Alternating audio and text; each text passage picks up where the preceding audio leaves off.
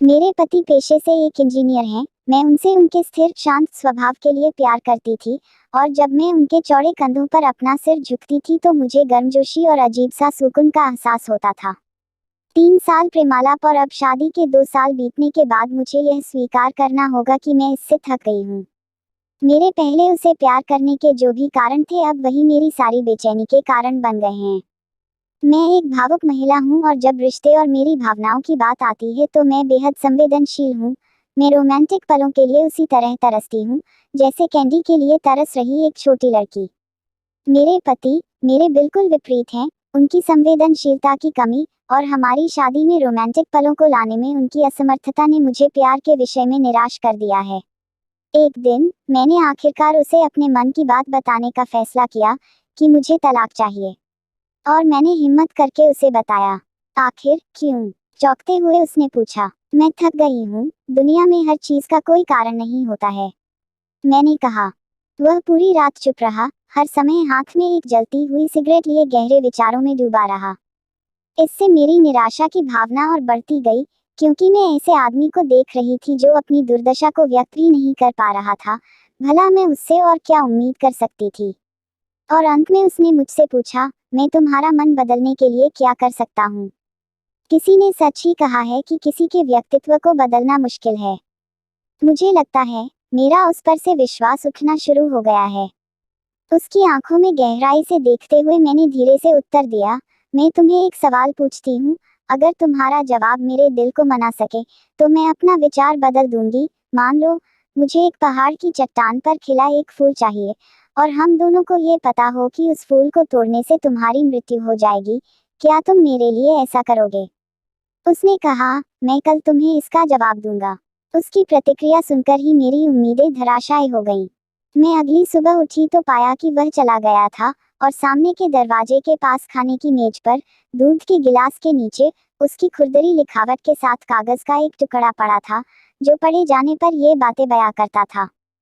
प्रिय, मैं तुम्हारे लिए वह फूल नहीं तोड़ूंगा, लेकिन अगर तुम चाहो तो मैं तुम्हें इसके पीछे का कारण जरूर बताना चाहूंगा।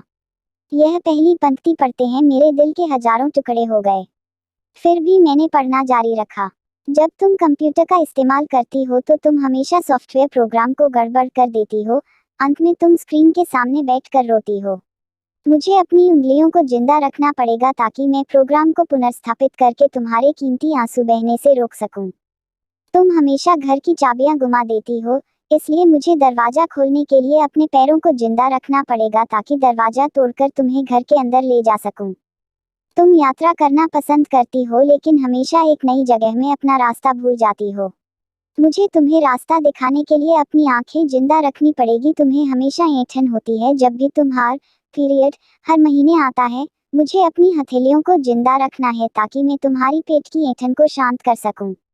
तुम्हें घर के अंदर रहना पसंद है, और मुझे पता है कि तुम अंतर्मुखी व्यक्ति हो।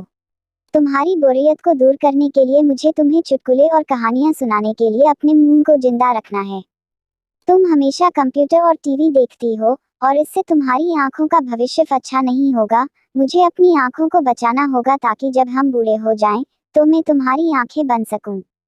तुम्हारे सिर से सफेद हो रहे बाल चुन सकूं, तुम्हारे नाखूनों को बिना तुम्हें चोट पहुंचाए काट सकूं। मैं भी समुद्र तट पर टहलते हुए तुम्हारा हाथ पकड़ना चाहता हूँ। जैसे तुम धूप और सुंदर रेत का आनंद लेती हो और खुशी से गाने गुनगुनाती हो, उसे मैं अपने कानों से सुनना चाहता हूँ, इसलिए मेरे कान जिंदा रहने चाहिए। जब तुम नहा के निकलती हो तो तुम्हारी भीनी भीनी खुशबू को महसूस करने के लिए मेरा नाक जीवित होना चाहिए। इसलिए मेरी प्रिय, जब तक मुझे यकीन नहीं होता कि कोई है जो तुमसे इससे अधिक प्यार करता है, मैं तब तक उस फूल को नहीं तोड़ूंगा, और जिस दिन ऐसा कोई आया जो तुमसे इससे अधिक प्यार करे, मैं खुशी खुशी उस फूल को तोड़ लूंगा। ये पते ही मेरे आंसू पत्र पर गिरे और उसकी लिखावट की स्याही धुंधली हो गई। मैंने उसे पढ़ना जारी रखा। अब जब तुमने मेरा उत्तर पूरा पढ़ लिया है, अगर तुम संतुष्ट हो, अगर मैंने तुम्हारे दिल को मना लिया हो, तो कृपया सामने का दरवाजा खोलो, क्योंकि मैं बाहर खड़ा हूँ।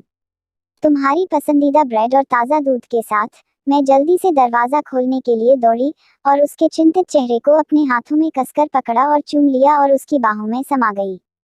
अब मुझे पूरा यकीन हो गया कि कोई भी मुझसे उतना प्यार नहीं करेगा जितना वह करता है, और मैंने फूल को नहीं तोड़ने का फैसला किया। ... यही जीवन है और प्रेम है। जब कोई प्यार से घिरा होता है तो उत्तेजना की भावना दूर हो जाती है और वह उस सच्चे प्यार को नजरअंदाज कर देता है जो शांति और नीरसता के बीच में होता है। प्यार सभी रूपों में प्रकट होता है, यहाँ तक बहुत छोटे और सूक्ष्म रूपों में भी। इसका कभी एक मॉडल नहीं रहा है, यह सबसे नीरस और उबाऊ रूप में भी हो सकता है। फूल और रोमांस प्यार का हिस्सा हो सकते हैं पर प्यार नहीं। आशा करती हूँ छोटी सी कहानी आपको पसंद आई होगी। इस कहानी पर आपकी क्या राय है, हमें कमेंट करके जरूर बताएं। कहानी पसंद आई हो तो लाइक और शेयर करना बिल्कुल भी ना भूलिए। कहानी सुनने के लिए आपका बहुत बहुत धन्यवाद।